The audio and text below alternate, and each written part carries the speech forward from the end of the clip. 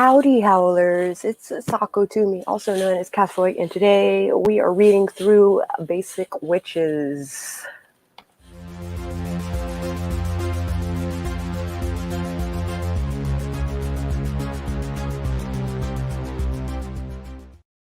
All right.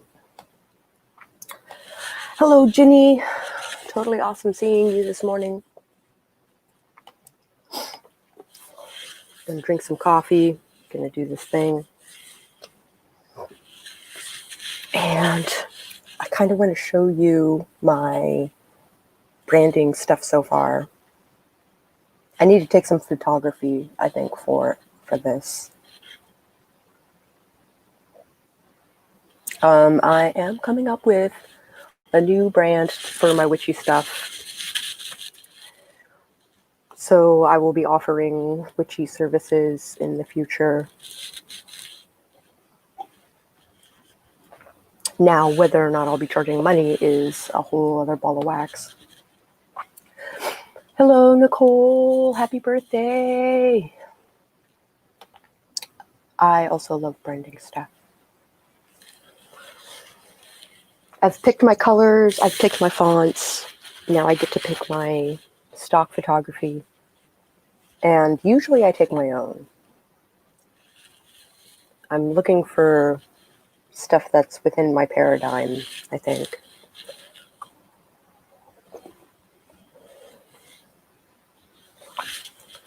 We will see how it goes.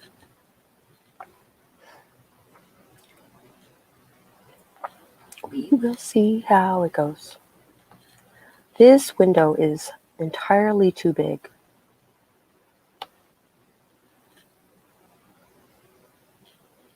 Totally too big.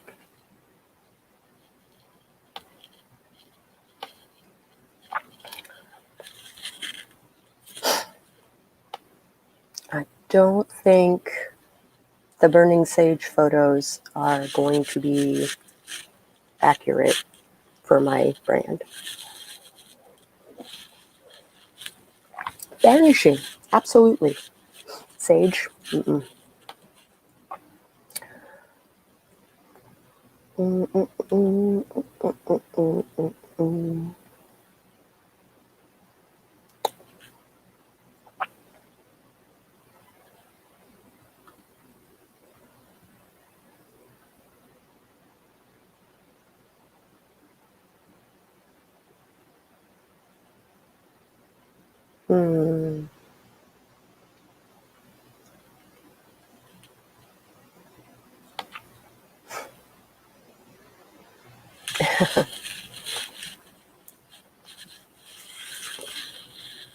I also love branding stuff. I'm almost hesitant to split off yet again.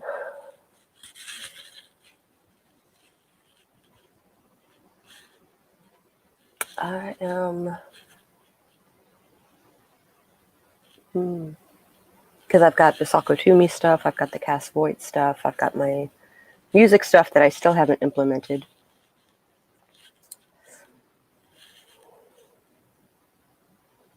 And now witchy stuff.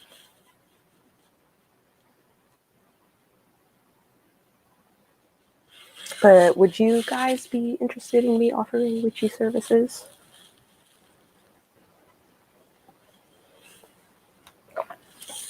Is that I got a couple of people that are excited for me to be doing such things. I'm also taking a class in how to market such, so we will see how it goes.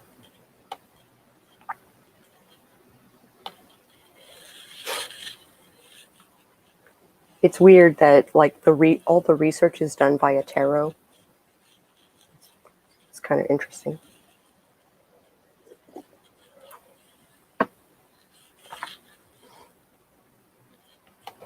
You could always put it as the world of Sako, everything and anything that is you. I could, but my Sako brand is very different from my Cass Voight brand. So the Psycho Sako Studios will have it underneath, like it'll be under that umbrella, but it's going to have its own brand. And you would be interested. I have done work for you in the past.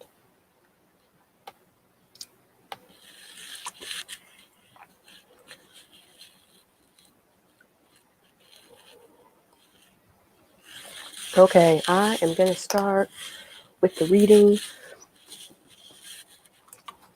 We're going to talk about a spell to ditch friend envy.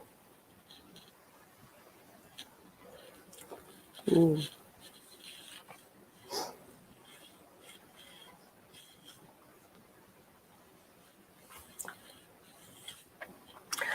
would also be interested. Oh, okay. Very cool.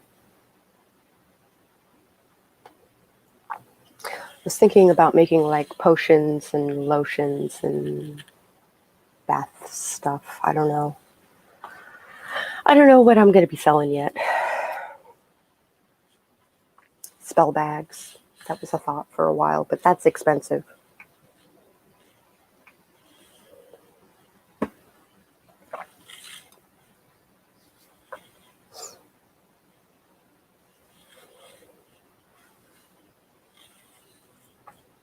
I need to buy more herbs. That's what I need to do. And more bags.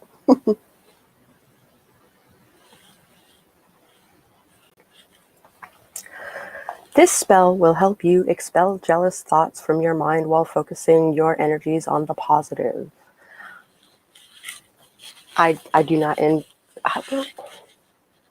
envy is not a thing that I commonly feel. I am more inclined to be happy for the person who is succeeding. So this is wonky for me. What you'll need: 2 pieces of paper, one larger than the other, a pen or pencil, and a light blue and yellow crayons or colored pencils. Despite our best intentions to be bright, shining moons for each other, even the most generous people sometimes succumb to friend envy. Not it. Maybe your friend is doing better in school or in her career than you feel you are. Maybe she's dating someone you liked first, or dating while you're single. Maybe her hair looked amazing on a day when you woke up feeling bad about yourself. How dare she? Addressing this totally normal jealousy will help both of you get your glow back. Awesome. I was thinking about doing like a Cass's Coven sort of situation.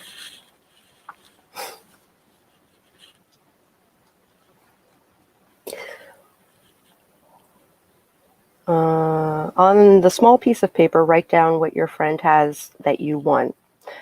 Be as specific as possible. Instead of just writing a boyfriend, for example, dig a little deeper.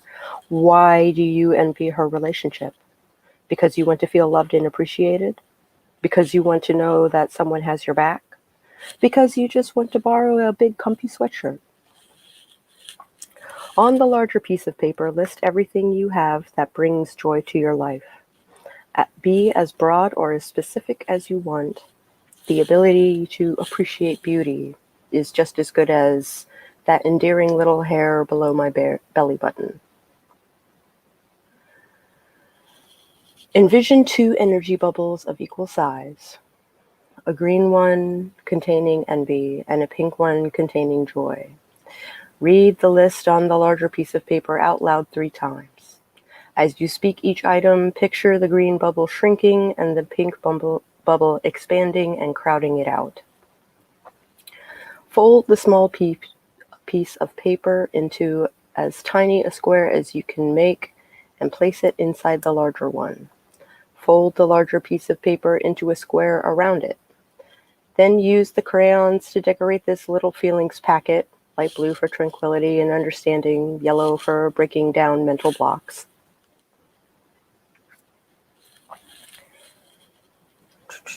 Scribbled nonsense doodle, spell out words, sketch a detailed image, whatever you feel your feelings inspire. As you draw, only imagine your bitterness draining from you with every stroke, leaving only the belief that you and your friend deserve good things. Close your eyes, take a few deep breaths, and thank yourself for taking the time to care for yourself. Keep the package in a safe place until your envious feelings dissipate.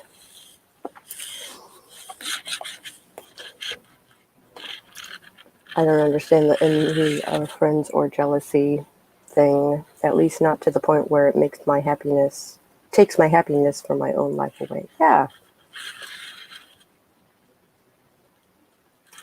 I'm not gonna lie. There have been times where I see art done by people younger than me, and they are leagues better than I am. And I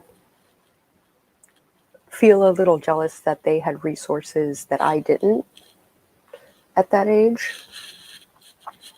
But I'm still happy for them that they are as good as they are, as young as they are, that they have taken advantage of the resources that were given to them. So it's kind of a weird place to be.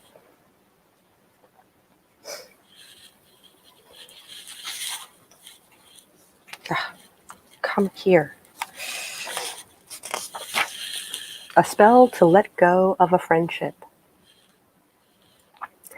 Based on a spell from a witch's Bible designed to bring two people closer together, this spell encourages two people to drift apart peacefully. What you'll need is a pencil or a pen, one chess piece that you feel represents you, and one chess piece that you feel represents the other person. Friendship feels precious. Sure, humans make connections every day, but bonding with a person who gets you, who accepts you for your weird or silly or sour self, is some of the strongest magic out there. So it's natural to feel wistful when a friendship wanes. Maybe one or both of you did something unforgivable to the other. Maybe you've grown apart or your interests and values have changed. Maybe neither of you has been making an effort, and when you think about it, you realize neither of you minds.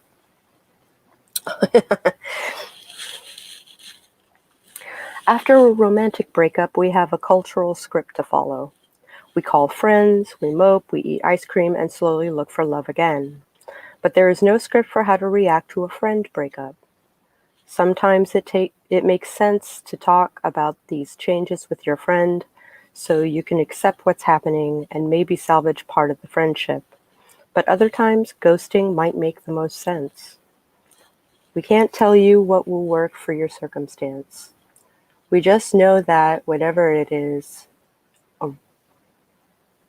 a ritual to bid farewell to that relationship never hurts. Also, hi, doll.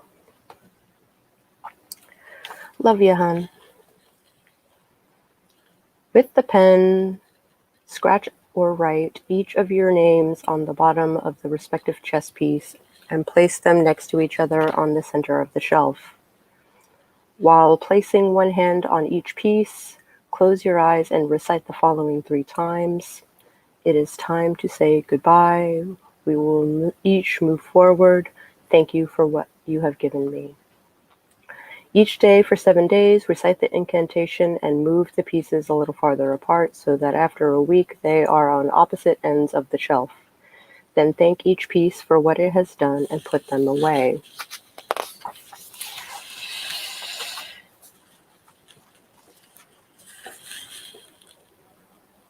I have many friends that I haven't spoken to in quite some time, partly because of this whole, thing. But every time I talk to them, it's like a day hasn't passed. So I don't see the point in breaking up with them if it's just a matter of like time and lifestyle that has changed. I tried to talk it through, but apparently we're not supposed to drift away. Makes no sense. Ghosting feels awful in this case. I wouldn't do that this time. Yeah.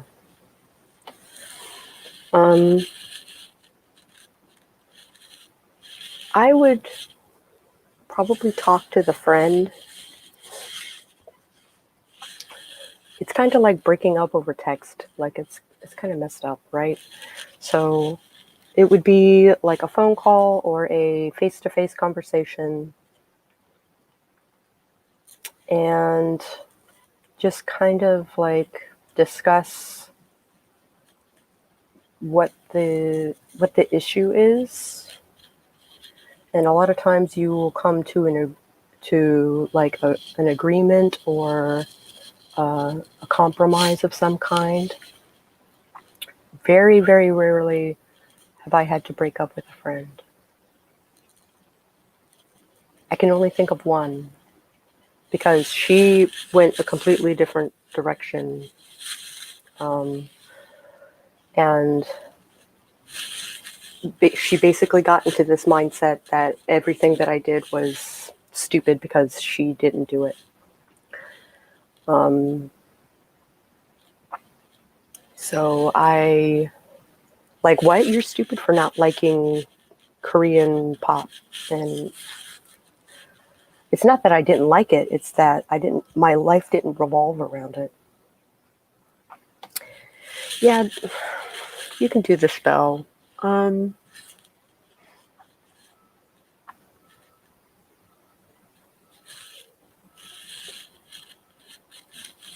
Just like the two chess pieces getting farther and farther away.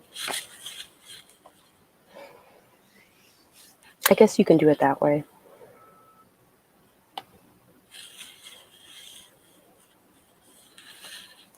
All right.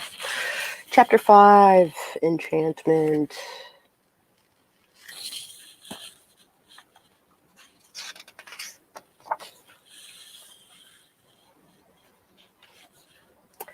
Unabashed sexuality has always been part of a witch's terrifying power.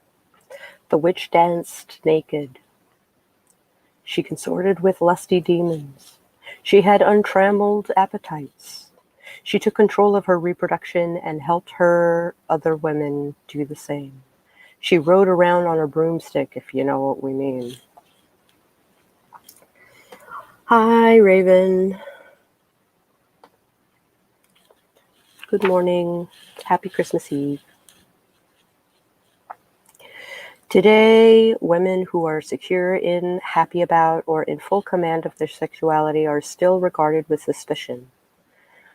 Our right to control our bodies, from who we want to sleep with to whether we want to get pregnant, is as much a political battleground as it ever was. You're a lot less likely to get burned at the stake, but you're still up against some persistent punishing attitudes about sex. Slut is a common insult. Affirmative consent is still somehow a contentious concept. Rape survivors, too, are often dismissed, even demonized, because of what they were wearing or when they were attacked or what kind of social lives they have. But the power of the witch, the power of the unruly woman who laughs at society's rules, is also the power to transcend all this nonsense by believing unshakably in her right to sexual and romantic expression. We can't tell you how to make everyone else respect your choices, but we can help you respect your own choices so strongly that you don't care what they think. Oh, hi, Tessa. Sexuality or lack thereof, indeed. Coming out of the deck of cards was the most liberating aspect of my late 20s. That is wonderful.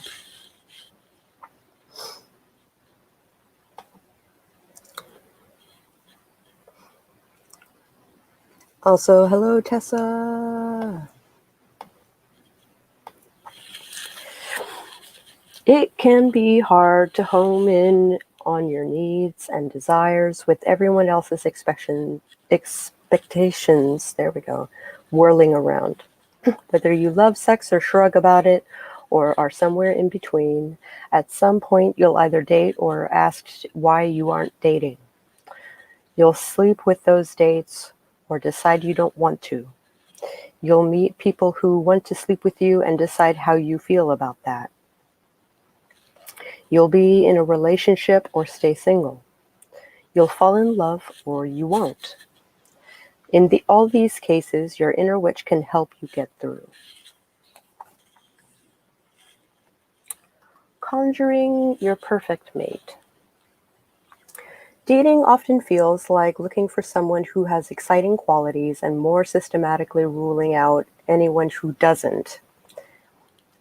Yeah, I'm not going to lie, that's my system. Especially now that Tinder's a thing. No shirt, swipe left.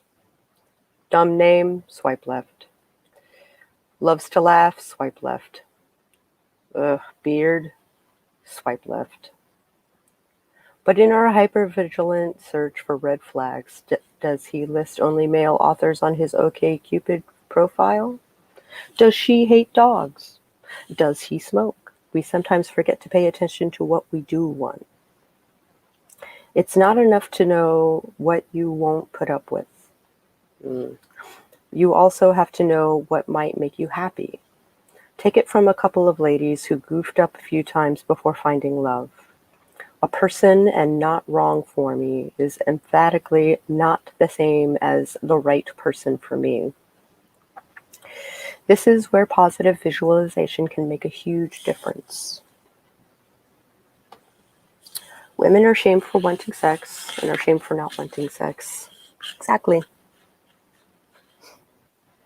Precisely. The idea that women have autonomy over their bodies has been part of the witch's wound for like hundreds and hundreds of years.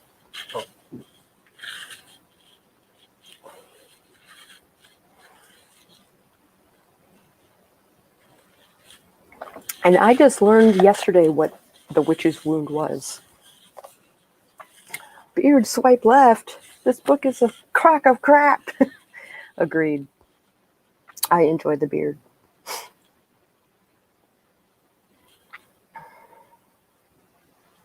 By now, you know that stating your desires out loud, or at least on paper, is a powerful way to manifest your will in almost every situation. Conjuring up a mate or a date is no exception.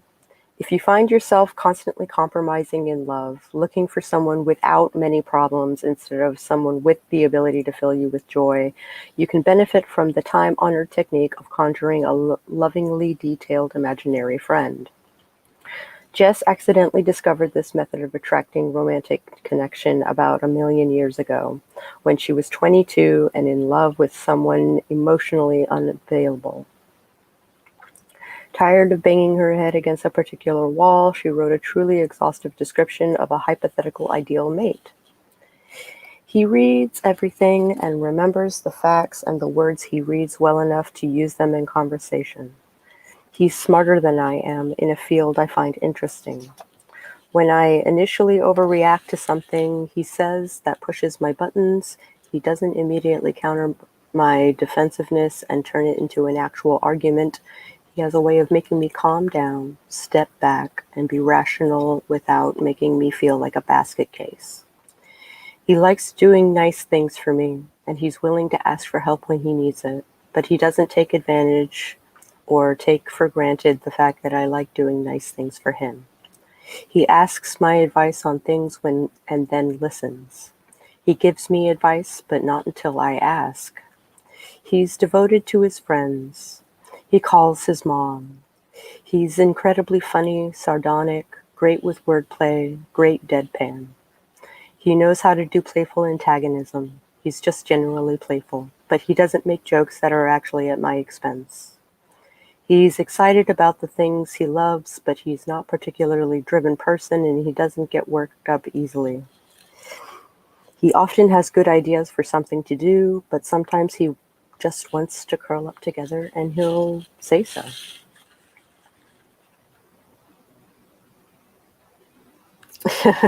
You're not a fan of the beard either.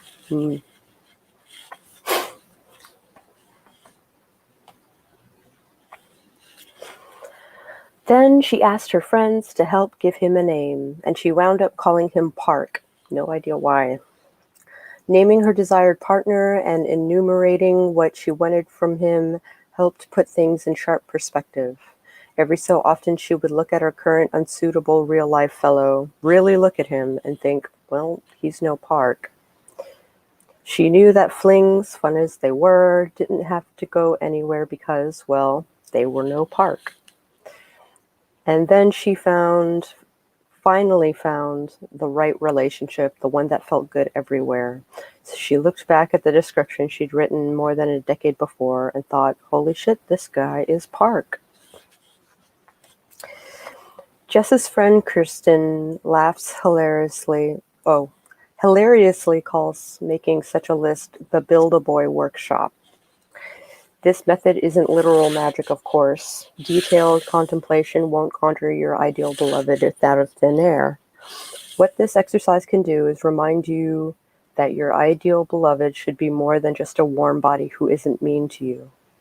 And by training your focus on the specific qualities you want, you'll naturally keep your eyes open for the manifestation in the world, which will eventually help you summon the kind of person into your life. Here's how to get started.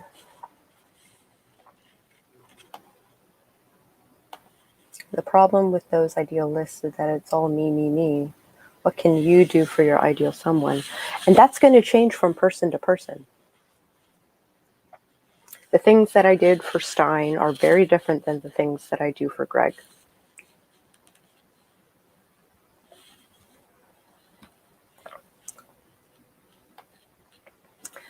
I have to say, when my husband shaves, I can't wait for his facial hair to grow back. I love his bare face, but he just looks so rugged and manly with his facial hair.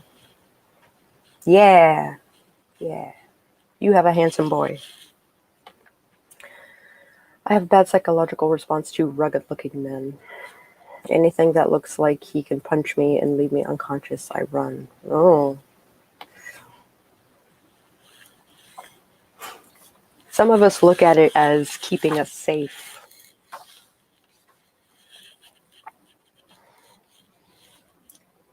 All right. Here's how to get started.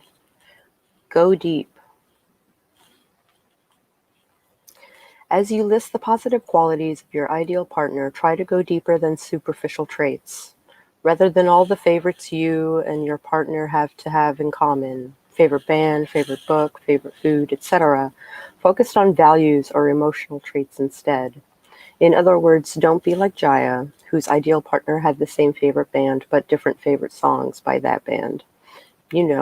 So they weren't too similar. Needless to say, this person never showed up. Think about what you truly value, not just what you like.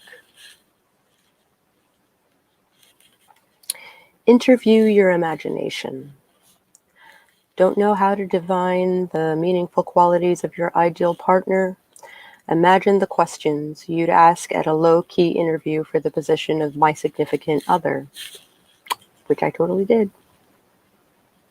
Not with my imagination, but I do interview my mates, or I did, when I was looking. How do they respond when they disagree with their partner? And when their partner disagrees with them? What kinds of activities do they prioritize? What is their preferred relationship with other friends? With family? What personal life goals are important to them? What does success mean for them? What about happiness? Know how you want to be loved.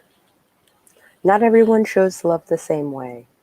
Some people like to have heart-to-heart conversations, give compliments, and otherwise express affection with words. Others like to do favors, buy thoughtful gifts, and perform actions that make life easier for their beloved. When you get involved with someone who expresses love in a different way from you, you may feel smothered or abandoned and pressured to either vilify your partner, he never buys me presents, what an asshole, or convince yourself to ask for less. She doesn't express verbally, so I just have to do without hearing I love you, even though that makes me feel anxious and lonely.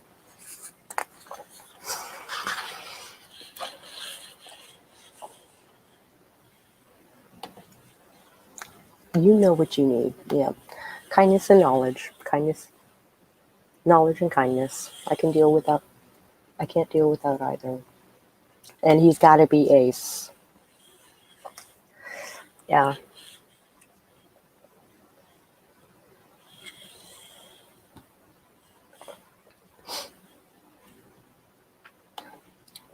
That is a profound realization.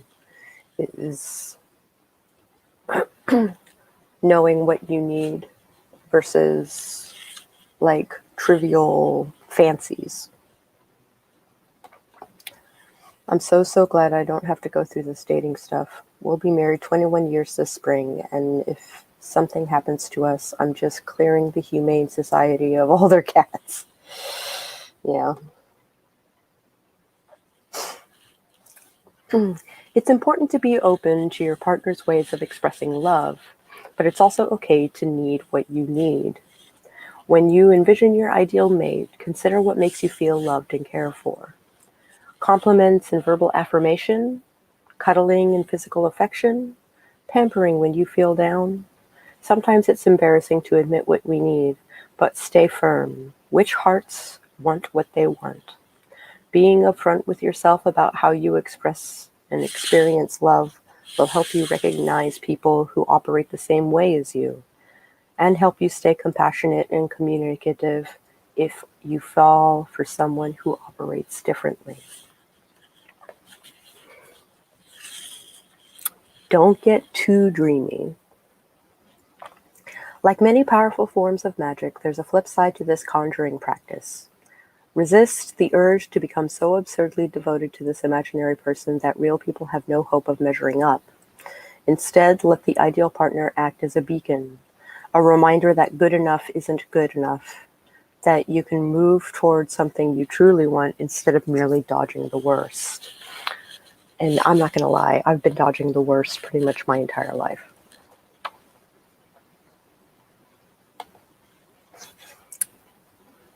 I have long since come to the conclusion I don't really know what I'm looking for, but only that I'll recognize it when it comes along. My marriage only really clarified what I didn't want.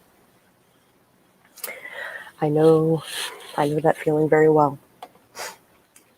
I'm a don't touch me kind of partner. That's all allowed in private. That's only allowed in private. Hugs before sleeping and small things like that. Public displays of affection are frowned upon. I try to respect my friends around me by not showing public displays of affection. Cass, you remind me so much of my mother. I not only loved her, she passed 7 years ago, I also respected her. She would have been considered a witch in Salem, Massachusetts, but she had some powers. I saw them. I'm honored, Tessa.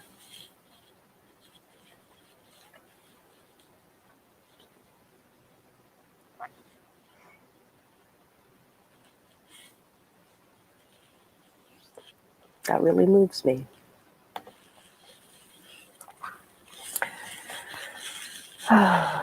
A spell to focus on what you want. If you're having a hard time figuring out what matters to you in a romantic relationship, this spell will help you focus on the positive feelings you hope to get from a potential partner.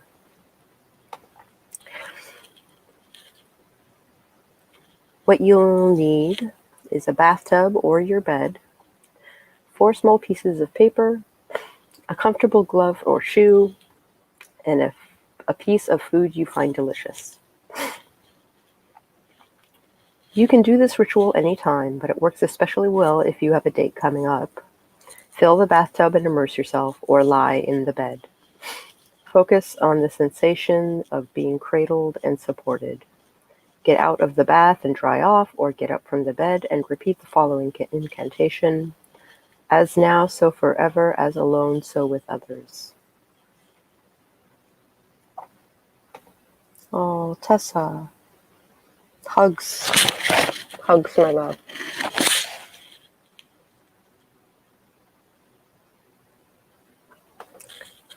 I like friendly hugs, but the whole touching and almost making out in public is disgusting. I've already tried that. It was the worst. I don't need strangers approving of my date or whatever. Indeed. Super love PDA is all about hugs and snuggles. I mean, behind closed doors, what I do with my husband is my own business. But if we're at a party or we are at a public function of some kind, then I tend to behave myself.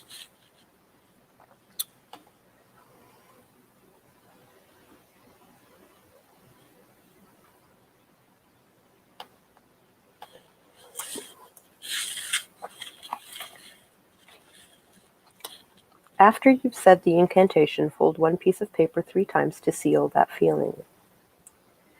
Put on the glove or shoe. Focus on how it fits comfortably without constricting, chafing, or binding. Repeat the incantation and then fold the second piece of paper to seal the feeling. Do 7 jumping jacks, or 7 sit-ups, or 7 cartwheels, or 7 reps of whatever physical activity is comfortable for you. Focus on the sense of being energized and excited. Repeat the incantation a 3rd time and fold the 3rd piece of paper. Slowly eat the food. Focus on the feeling of being pleased and nourished. Repeat the incantation 1 last time and fold the final piece of paper. After the date or the next day, if you don't have a date planned, hold the folded pieces of paper between your hands and close to your heart. Contemplate the feelings of support, comfort, energy, and pleasure that you are able to access on your own. Consider whether you experience these same feelings when in the presence of the other person, or whether any conflicts prevent you from being supported, comfortable, energized, or happy in the ways you are by yourself. Keep the papers inside a diary or a favorite book so you can check in with these feelings in the future.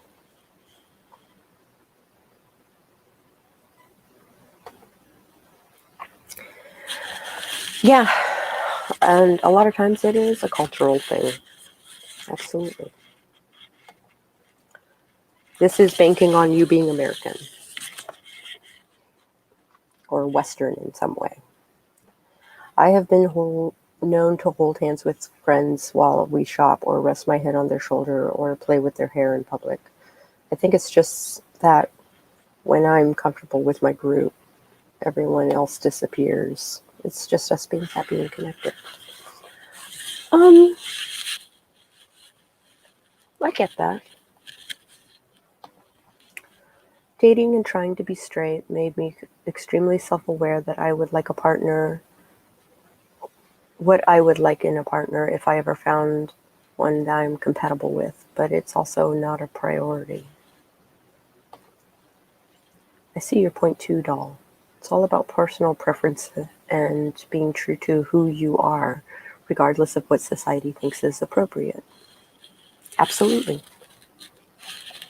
Oh, here we go. The waxing and waning of desire. What to do when you don't want sex.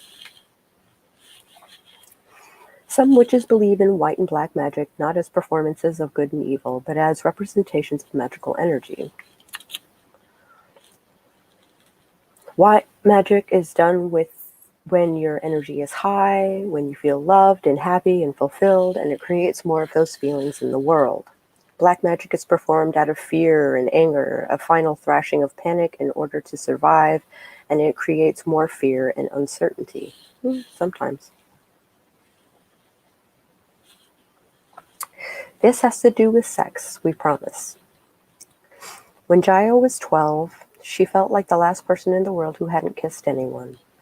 Her friends had started going on dates and were making out in movie theaters, and once they realized she was being left out, they huddled together and schemed over which boy they could convince to initiate her, which basically made her want to die. Jaya would eventually get her first kiss and many more, but what plagued her then wasn't just that nobody seemed to want to kiss her. It was that if she really thought about it, She didn't feel like kissing either. It was that there was a bud of sexuality inside her, and she knew that someday it would bloom. But she wasn't ready for sex. Not yet. And she found it annoying as hell that her friends thought that was weird.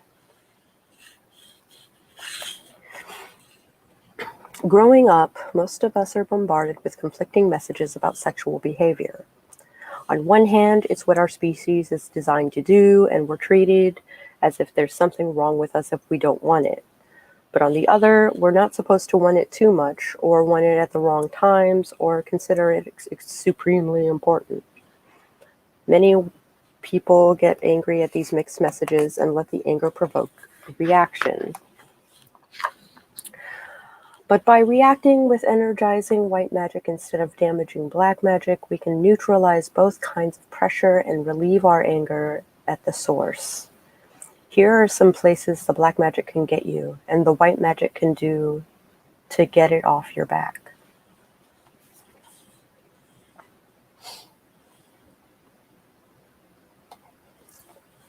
I like PDAs that are mild, hand-holding, light kiss here and there, etc.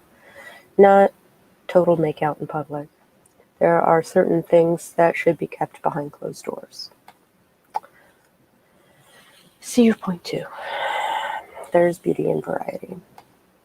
Demisexual alert. I just also want to add on including non-romantic PDAs. I still hold my dad's hand when we go places. It's just a matter of sharing positive energy. It's okay, we knew what you meant. Hi, Orla. Long time no see. How the heck are ya? How the heck are ya?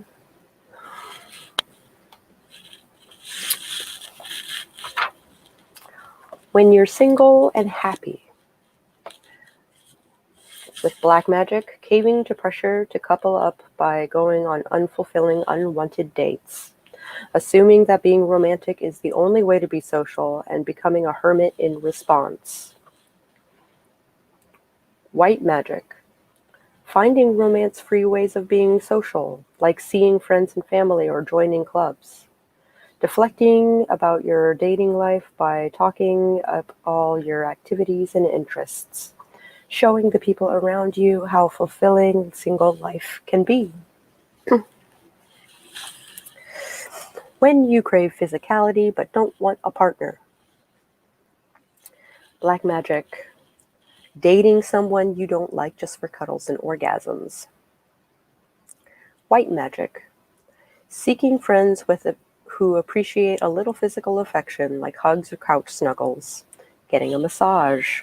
Spending all the money you're saving on dates on sex toys. When you are in a romantic relationship but aren't feeling a spark. Oh, hi, Natalie. Yeah, this is counting on the witch's wound, which is like societal pressures that are so deeply ingrained in us that they are in our DNA.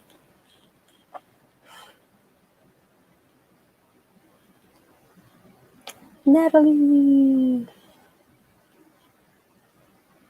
Long time no see for you too.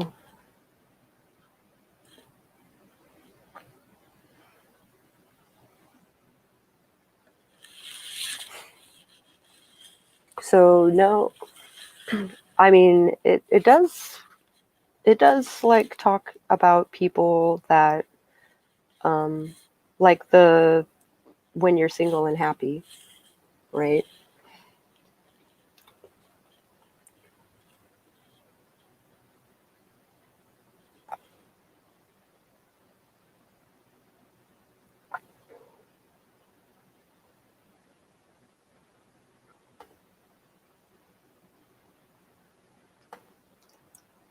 You're 8 hours ahead of the East Coast now?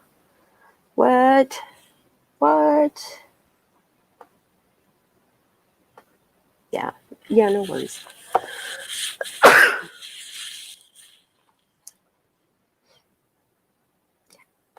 Happy birthday, Orla. Happy birthday, Orla. It's Nicole's birthday too. We'd like to see, what would you like to see in a book that acknowledges asexuals? I'm curious. And also, you should write it. I know quite a few ace people that would benefit from such a book.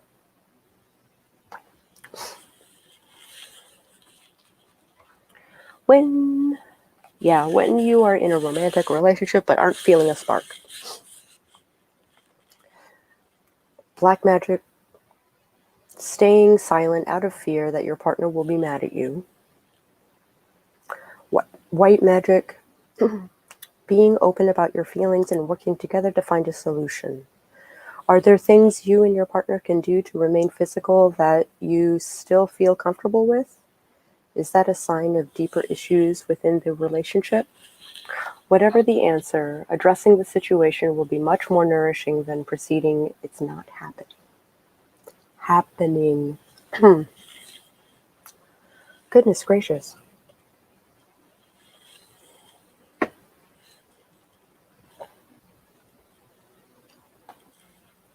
Thank you, Tessadine. Happy birthday. Happy birthday.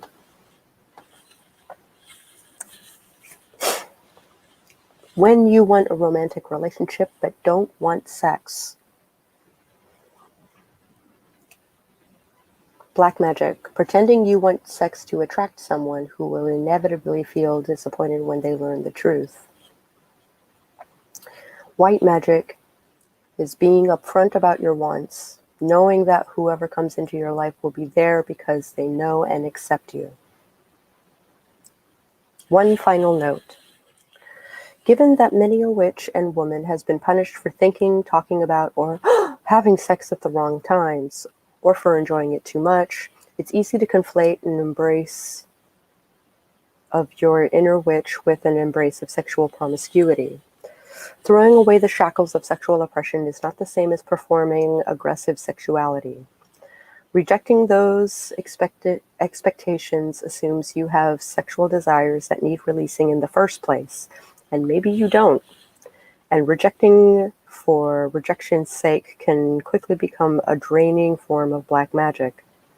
Making sexual choices for yourself, not to conform to or rebel against anyone else's ideas, is what creates power. In turn, the beneficial white magic comes from acting on what you want, whether that's freely accepting who you are attracted to, or finally admitting that you're not at all interested in sex. Whatever the answer, you're no less magic.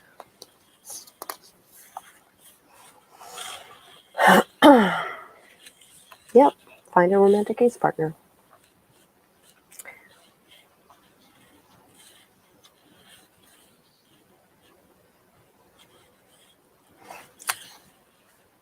Flirting with runes. Runes are letters from ancient Germanic alphabets that are thought to be by many to possess magical charms.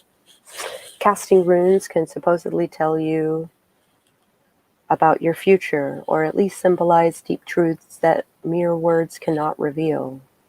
You know what else are cool-looking symbols that can say more than words? Emoji. Witches are skilled at utilizing the deeper powers of glyphs and marks, whether by recognizing multiple meanings in a single symbol. For example, if you text your crush an eggplant emoji, you're probably not trying to suggest stir fry for dinner, or simply by getting the person on the other end to pick up on the vibes. Here's how to use these modern-day runes to reveal deep truths while texting your crush.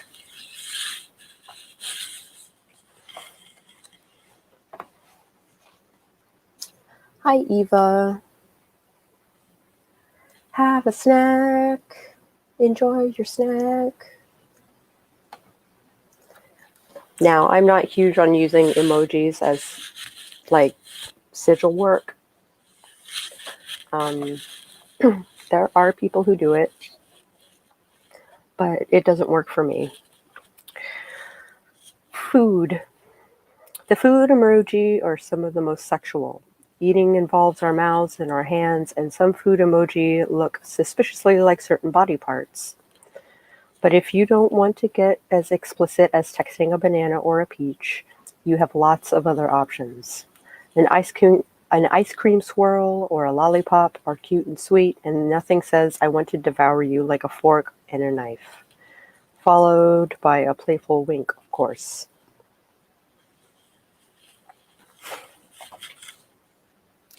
Animals. Animal familiars are often used by witches for spying. Their familiar can hide in plain sight, gathering information about enemies, and relay it to their witch without anyone being the wiser. If an emoji exists of your animal familiar, text it to your crush and see if it elicits any new information about their deeper feelings. Or if it sparks a conversation on why on earth you just texted them a snake. People. Hi, Tawny. Good to see you, love. The dancing woman may be the flirtiest emoji out there, and depending on how you use her, she can mean either I'm here to have fun or boy, bye. Images of people kissing can reveal your inner intentions once you're on that level, and lips or tongue can reveal much more. Spooky things. The skull, candle, or crystal ball emoji can help you slowly reveal your darker side and also determine who spooks too easily to be worth your time. If you want to imply that you laughed yourself to death at a joke, text your crush a laughing face next to a coffin. If you are exhausted from studying, send a book and a skull. Hearts. Use the hearts to cast spells corresponding to their colors. For instance, red to inspire passion or sex, or pink for friendship.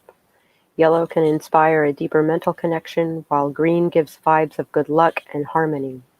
It's up to you which of these emotions you want to be the catalyst of your connection. Just don't use the broken heart unless you mean it. Random symbols.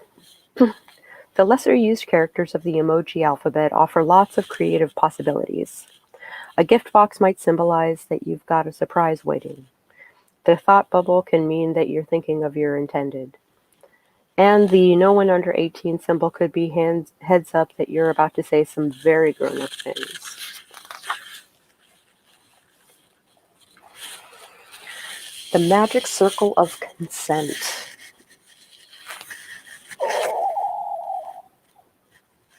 Stretch.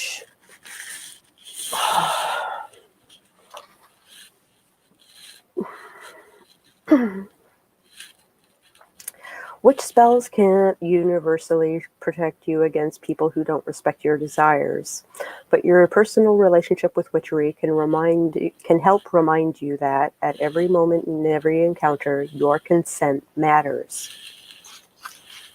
What was with the blue and purple heart?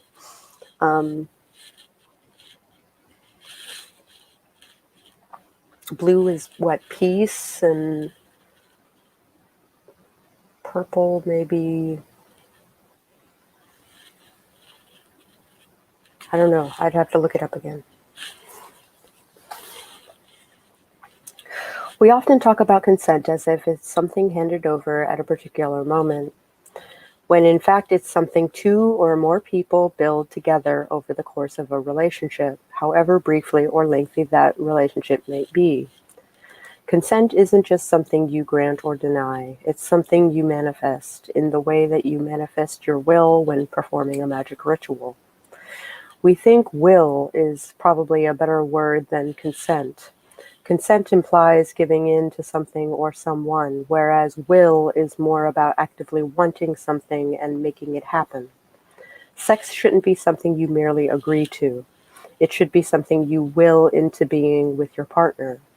As Wiccans say, if it harm none, do what thou wilt. Do what you will, not just what you agree to. Many rituals begin with a kind of traditional magic circle, the symbolic space created, often with salt or chalk, as on page 101, standing Inside the circle may offer protection or allow a witch to tap into the contained magical energy. But magic circles are fragile and should be exited carefully. Breaking the circle disrupts the spell.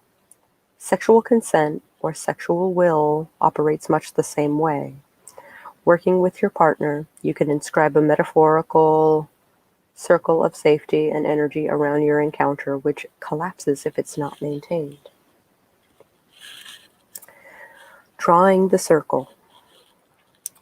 You may want to draw the circle verbally by asking your partner what they want to do or requesting permission, but of course, manifesting consent doesn't have to be a formal exchange. I prefer if it is. It's like leftover from my BDSM days. Verbal contracts were totally a thing. Listen carefully, tune in to signals of enjoyment and enthusiasm, and signal your own desires clearly. But make things explicit if necessary. If you're not sure they're having fun, ask. If you're uncomfortable or you want something to change, say so. Talking will only strengthen the circle, not break it. Hi to all of you who had messy hands. My snack was actually chili cheese fries. Yes!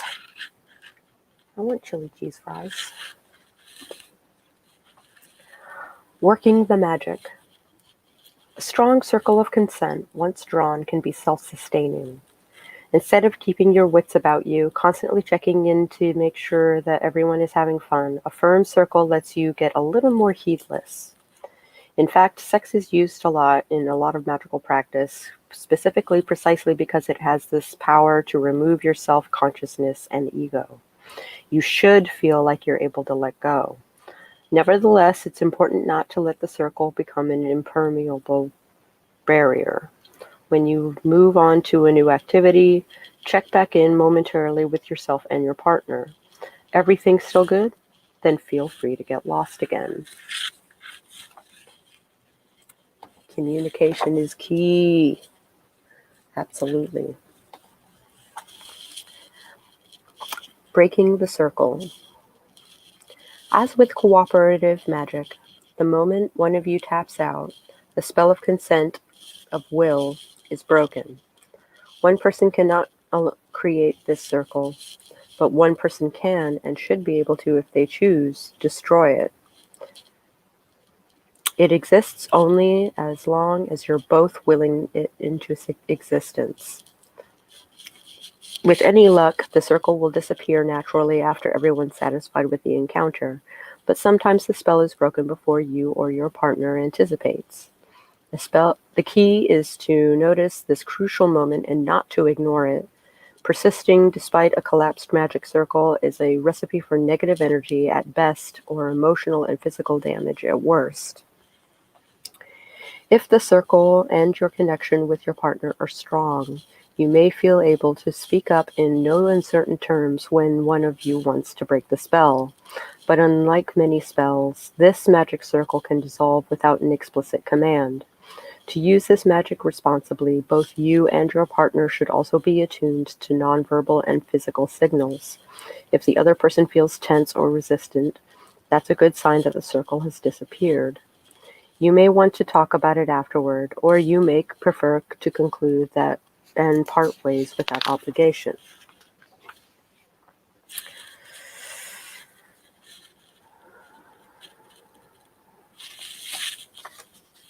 Next up is choosing the broomstick for you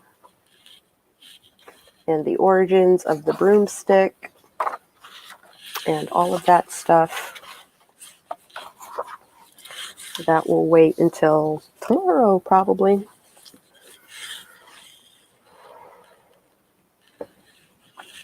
Thank you all for joining me for today's reading. If you like this video at any point, please hit like. If you would like to see what is in the rest of this book, please hit subscribe and maybe even ring that notification bell just in case YouTube actually decides to notify you. And I will catch you guys on the flip side.